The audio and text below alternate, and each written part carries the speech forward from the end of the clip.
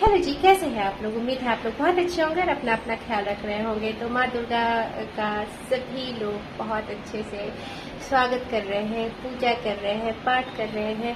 पर नवरात्रि में क्या हम अपनी माताओं को, अपनी बहनों को, अपनी बेटियों को वो इम्पोर्टेंस दे रहे हैं? शायद नहीं भी दे रहे हैं, दे भी रहे हैं।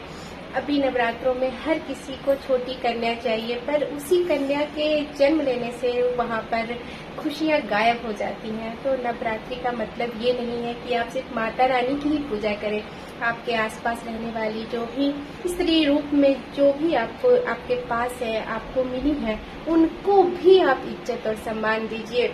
अगर आप मर्द हैं तब भी औरत का सम्मान कीजिए, उनको प्यार दीजिए। और अगर आप औरत हैं तो आप एक औरत हैं तो आपको और भी ज़्यादा औरतों का सम्मान करना चाहिए, उनको प्यार देना चाहिए। आपकी